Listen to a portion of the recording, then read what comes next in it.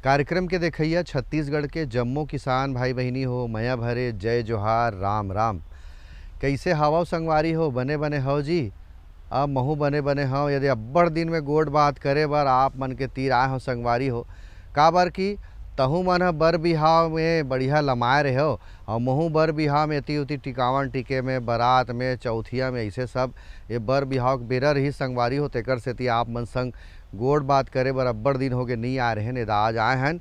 और गजब अकन तीज तिहार ल तको मन आ डरे हन, और बढ़िया पकवान खाए हन, और लाड़ू बरा सब बिहाव में मज़ा ले हन संगवारी हो। तो ये हमारे छत्तीसगढ़ के गर्मी के सीजन के बिहाव के बेरा में बड़ा मज़ा आथे, और बारात में कबहू से संगवारी मन बहुत आनंद तको ले है।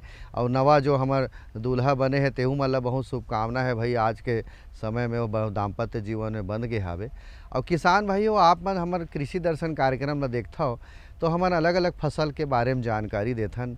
मोर पाछू में आप मन देखत हो करेला बढ़िया नार आप मन ला दिखत होही। तो यही कहिथे संगवारी हो, करेला कैसे होथे। सुघर करेला के साग जी सखी तरे माँ मीठा थे। सुघर करेला के साग जी ये दे भरवा माँ मीठा थे। तरे माँ मीठा थे जी, भरवा माँ मीठा थे। औ गांव के हमर डोकरी दाई कैसे करथे। सुघर चना दार संग करेला रांध थे, सखी तरे माँ मीठा थे। तो संगवारी हो, करेला के बात आथे तो बढ़िया मन ललचा डरथे, काबर की ओला भरवा बना ले। और आजकल तो गजब अकन दुकान में चिप्स तको मिलत है। और डॉक्टर मन बताथे एकर जूस तको पिए से बहुत अच्छा फ़ायदा होथे पेट भर और शरीर भर। बहुत सारा डॉक्टर मन ये कहते कि यदि मधुमेह के बीमारी जेन मनखे ल हावे ओकर औषधि गुणों से भरपूर हमार करेला हरे, ओकर जूस पीना चाहिए, ओकर साग खाना चाहिए। तो बहुत से औषधि गुणों से भरपूर यदि करेला है। अब एकर मांग बाजार में ज़्यादा है तो खेती किसानी करना चाहिए। हमारे कार्यक्रम के उद्देश्य है कि आप मन ला खेती किसानी कैसे हो एकर बारे में बताना है। तो संगवारी हो, मैं हाँ किसान के बारे में ये करेला खेती किसान मन ला बताहूँ, वैज्ञानिक ला बुलाहूँ, तब तक भाई आप मन देखो खास संदेश। फिर मैं हाँ चर्चा ला शुरू करबो।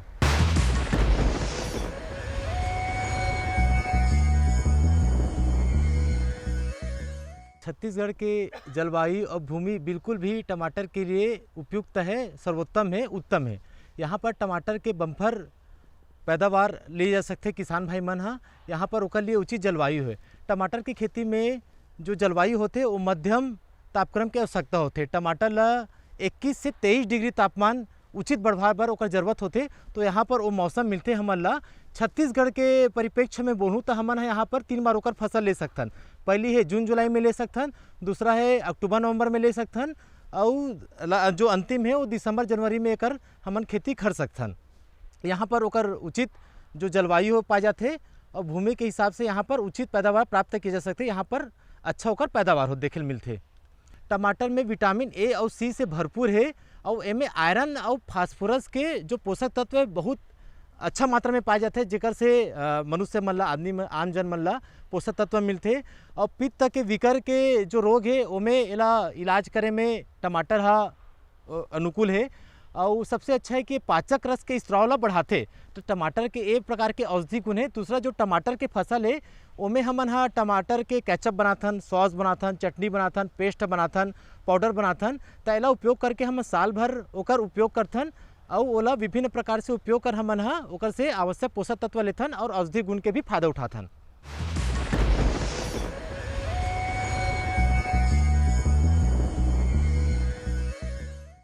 किसान भाइयों, आवा चर्चा ला शुरू करन। हमार आज के विषय वस्तु विशेषज्ञ है राकेश कुमार पटेल, कृषि विकास अधिकारी, इंदिरा गांधी कृषि विश्वविद्यालय।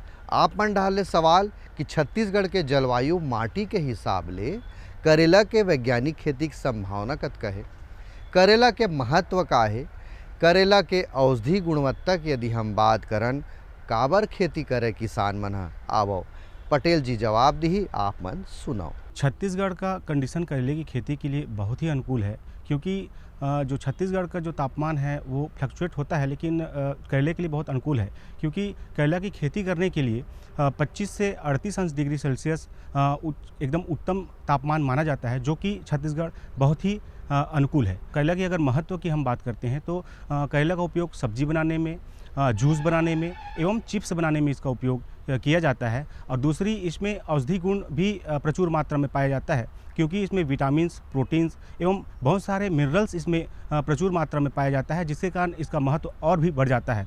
डॉक्टरों द्वारा ये भी कहना है कि जिनको डायबिटीज़ है और जिनको कहना चाहिए शुगर की बीमारी है, उनको भी करेला खाने की सुझाव दिया जाता है, इसलिए इसका महत्व बहुत ही अधिक माना जाता है। खेत में बनाए हुए हर थाल में चारों तरफ 4 से 5 बीज 2 से 3 सेंटीमीटर गहराई पर बो देना चाहिए।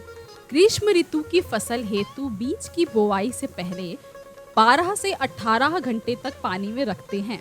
पॉलीथीन बैग में एक बीज प्रति बैग ही बोते हैं। इन फसलों में कतार से कतार की दूरी 1.5 मीटर व पौधों से पौधों की दूरी 60 से 120 सेंटीमीटर रखना चाहिए।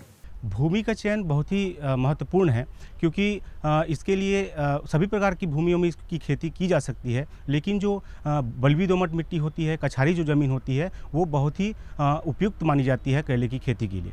करेला की खेती करने के लिए सबसे पहले हमें भूमि का तैयारी करना बहुत ज़रूरी होता है। उसके लिए पहला एमबी प्लाव के ज़रिए हम लोग जुताई करते हैं, फिर कल्टीवेटर, फिर रोटावेटर की सहायता से भूमि को समतलीकरण करके उसमें जो रिकमेंडेड जो डोज होता है FYM की चाहे NPK की, उस मात्रा को हम अंतिम जुताई में डालकर इसका भूमि की तैयारी कर सकते हैं।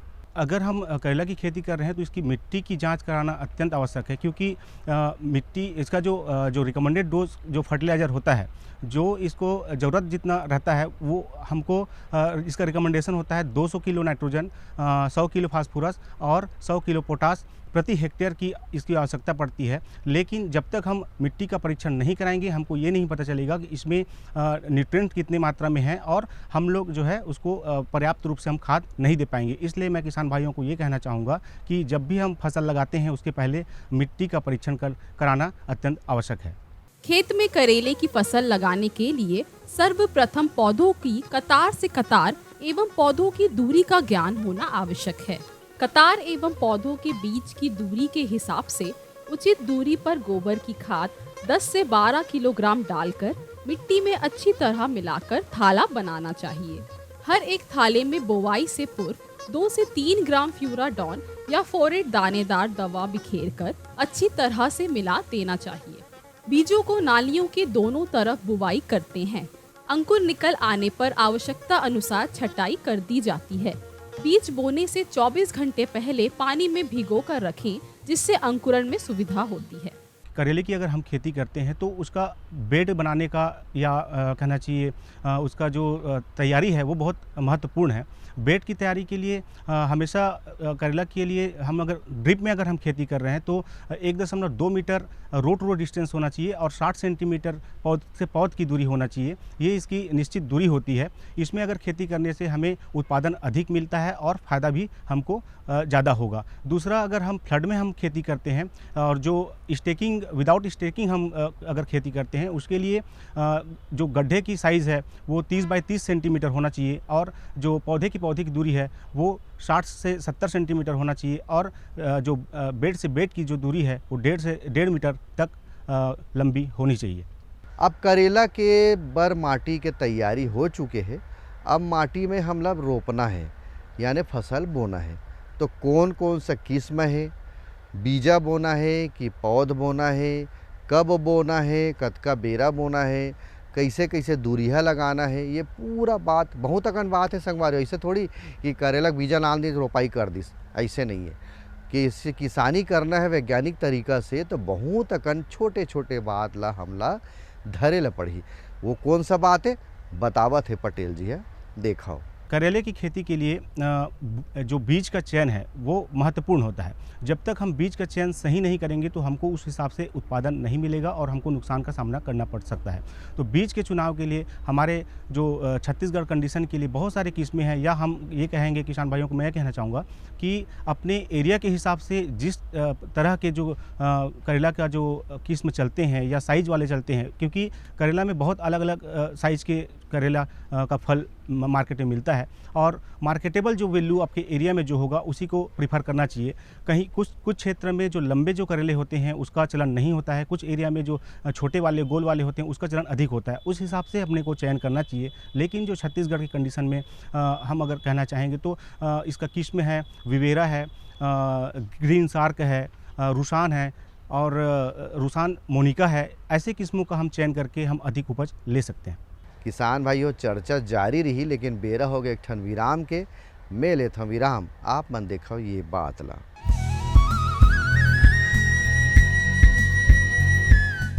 मेरे साथ बोलो ए बी। अरे नादान, बच्चे को एबीसी सिखा रहा है। अरे काम धंधे की एबीसी तू कब सीखेगा? ये देख विज्ञापन। तेरे जैसे कृषि विज्ञान सीखे हुए युवाओं के लिए भारत सरकार के कृषि मंत्रालय ने एक योजना बनाई है, ACABC। ACABC? जी हाँ, ACABC यानी एग्री क्लिनिक्स और एग्री बिजनेस सेंटर। इसके तहत कृषि विज्ञान पढ़े युवाओं का चयन होने पर उन्हें मुफ्त ट्रेनिंग दी जाती है और हाँ, अपना कारोबार चलाने के लिए बैंक से लोन भी मिलता है। इसके साथ ही अगर युवा अपने इलाके के किसानों की खुशहाली के लिए उन्हें खेती बाड़ी व अपने कारोबार से जुड़ी लाभदायक जानकारी देते रहेंगे तो उन्हें लोन पर 36 से 44% तक की सब्सिडी भी मिलेगी। तब तो मैं जरूर सीखूंगा काम धंधे की ABC। शाबाश, चलो अपनाएं स्वरोजगार, खेती में हो विकास अपार। सहकारिता के बल पर विकास के लिए उठे कदम, जन सहकार की ताकत लेकर आगे बढ़ते जाएं हम। जन जन ने इस क्रांति में है विश्वास जगाया, हम सब ने मिलकर विकास का परचम है फहराया। सहकारिता है अपने विकास की पहचान, नए दौर में सहकारिता ही भारत का अभिमान। कृषि मंत्रालय भारत सरकार द्वारा जनहित में जारी। गांव गांव और शहर शहर में बात चली, राष्ट्रीय बागवानी मिशन की लहर चली। आसान हुआ अब फल फूल मसाले उगाना, नर्सरी लगाना और जैविक खेती अपनाना। अब हुआ तकनीकी प्रशिक्षण पाना आसान, विपणन के लिए भी है सहायता के प्रावधान। अधिक जानकारी के लिए जिला बागवानी अधिकारी या राज्य बागवानी निदेशक से संपर्क करें। राष्ट्रीय बागवानी मिशन, जीवन संवारे, खुशियां फैलाए।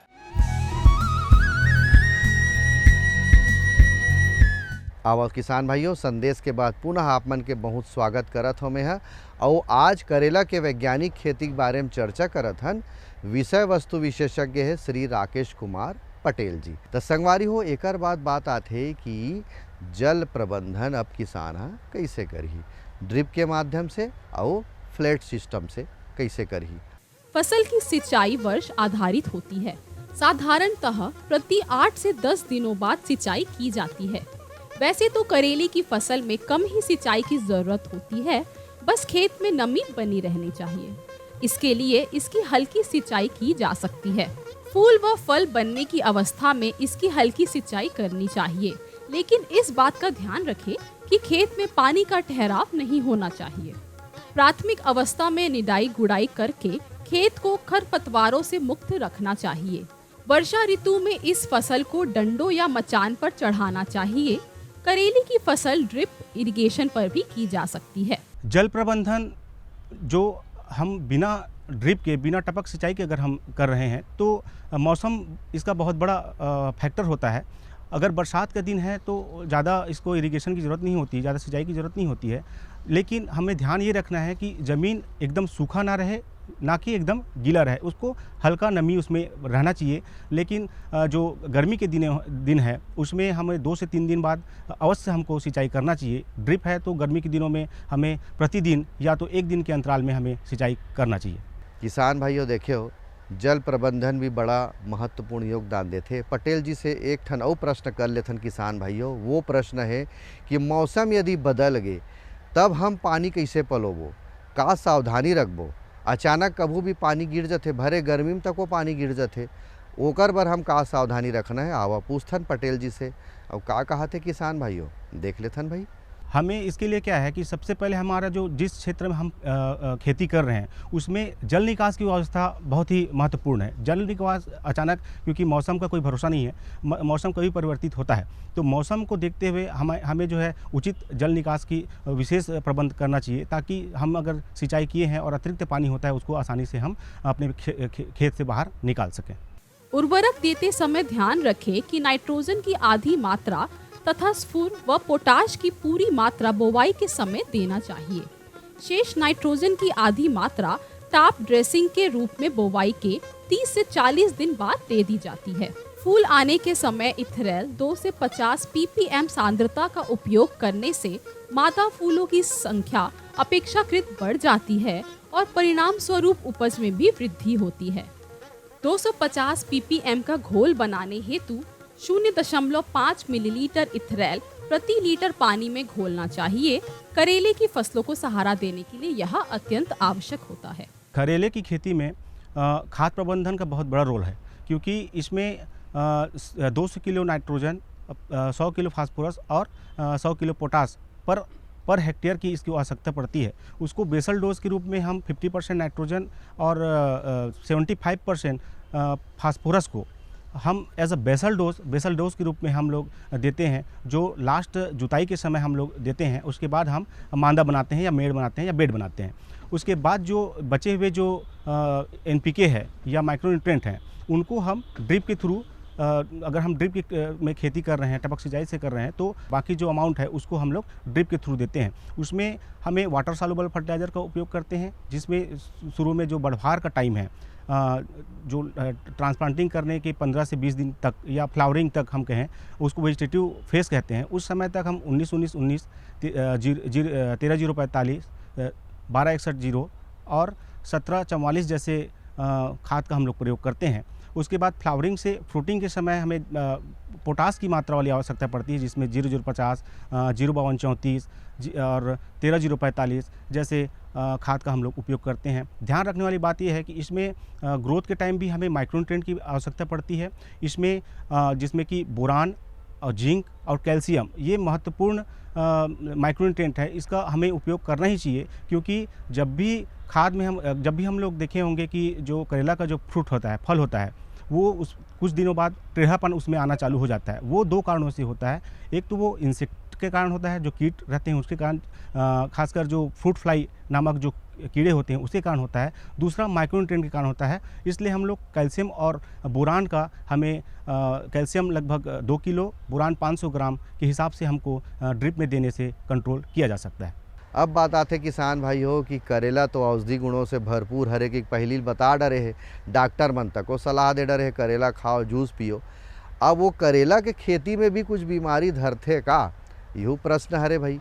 तो कौन कौन सा बीमारी आथे, कीड़ा मकोड़ा कैसे आथे, ओकर पहचान, लक्षण, ओकर उपचार, ये सब बात ला पूछा था पटेल जी आप मन ला बतावत है। कीट की अगर हम बात करें तो करेला बहुत ही थोड़ा सेंसिटिव क्रॉप होता है। इसमें शुरू से इसका देखभाल बहुत ही आवश्यक होता है। जिस दिन हम ट्रांसप्लांट करते हैं उसके 10 से 12 दिन से ही हमको इंसेक्टिसाइड का उपयोग करना चाहिए। शेड्यूल इसका फिक्स रहता है। 15 से 15 दिन में हर बार अलग अलग इंसेक्टिसाइड का उपयोग करना चाहिए, जिससे कि इसमें आने वाले जो कीड़े हैं, वायरस हैं या फ्रूट फ्लाई है, उससे हम बच सकें, बीमारियों से हम बच सकें। तो खासकर से जो करेला है उसमें फ्रूट फ्लाई कीड़ा है वो आता है, वो जो है फ्रूट के फलियों को छेद कर देता है, जिससे कि उसकी क्वालिटी ख़राब हो जाती है और मार्केट में उसका कोई रेट ही नहीं मिलता। उससे बचने के लिए हमको फ्रूट ट्रैप लगाना चाहिए, शुरू से ही हमको लगा देना चाहिए। पीला कलर का रहता है, उसको लगाने से जो मेल जो कीट होते हैं वो आकर्षित होकर उसमें चिपक जाते हैं, या मैक्सिमम जो कीट होते हैं वो चिपकते हैं और हम उसको कंट्रोल कर सकते हैं। दूसरा, अगर हम उसको कंट्रोल करने की अगर हम बात करें तो एसिटामिप्रिड नामक इंसेक्टिसाइड का 1 ग्राम प्रति लीटर के हिसाब से स्प्रे करने से उसको कंट्रोल किया जा सकता है। दूसरा, वाइट फ्लाई बहुत ही इसका मेजर कीट होता है। इसको ये जो है जितने पत्तियाँ होती हैं उनको चूस कर पत्तियों को पीला कर देती है और प्रकाश संश्लेषण की क्रिया नहीं होती, जिससे उसका बढ़वार बहुत ज़्यादा कम हो जाता है और एक वायरस जो आता है उसका एक वेक्टर होता है। इसको कंट्रोल करने के लिए हम लोग एबेमेक्टिन या तो फिर साफ नामक इंसेक्टिसाइड का 8 ग्राम प्रति स्पेयर के हिसाब से स्प्रे करने से इसको कंट्रोल कर सकते हैं। दूसरा, इसमें काटने वाले कीड़े आते हैं, उसको कंट्रोल करने के लिए कैटरपिलर जिसको बोलते हैं, उसको कंट्रोल करने के लिए हम लोग इंडोक्सोकार्ब या तो फिर क्लोरोप्लस साइपर नामक इंसेक्टिसाइड का 1.5 से 2 ग्राम प्रति लीटर के हिसाब से स्प्रे करने से कंट्रोल कर सकते हैं। किसान भाई, ये तो रही आज के कृषि दर्शन में करेला के वैज्ञानिक खेती के बारे में। अब बेरा हो गए संगवारी हो, मन थक गए, हरियाए बर का करेल पड़थे, कुछ अलग उपाय करेल पड़थे। तो अलग उपाय का है? गीत संगीत के आनंद लिए जाए।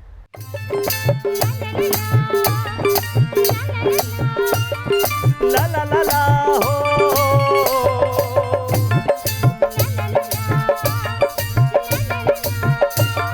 ला ला ला ला हो।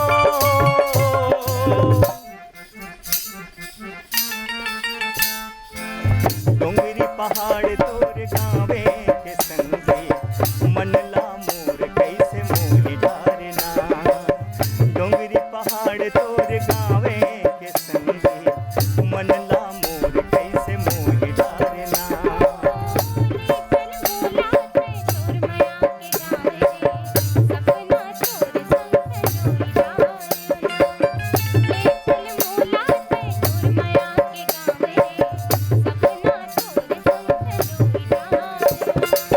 रुखराई जंगल झाड़ सुख के छाँव रे, रुखराई जंगल झाड़ सुख के छाँव रे।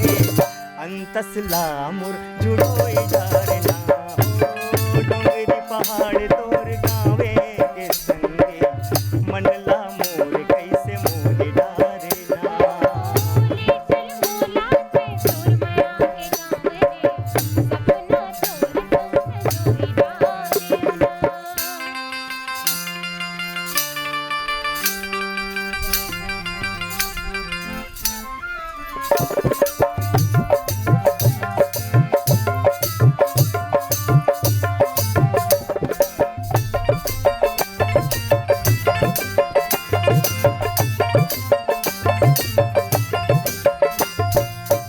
हरियर हरियर है धान के बाली, और हिरनी कस है चाल मत वाली। हरियर हरियर है धान के बाली, और हिरनी कस है चाल मत वाली।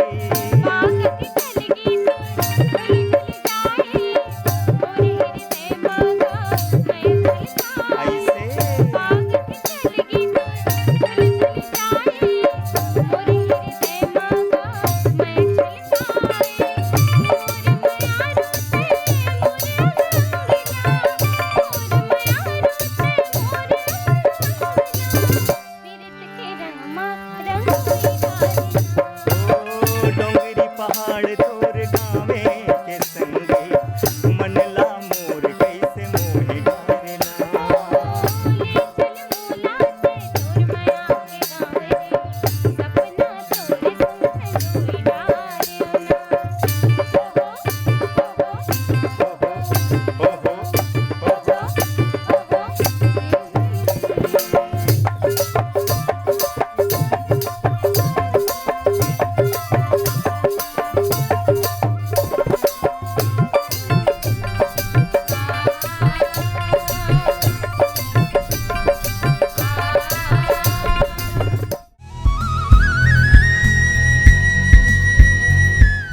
तो किसान भाई हो, ये तो रही हमर बढ़िया छत्तीसगढ़ के लोक संस्कृति ऊपर आधारित गीत संगीत और करेला के वैज्ञानिक खेती के बारे में राकेश पटेल जी से चर्चा।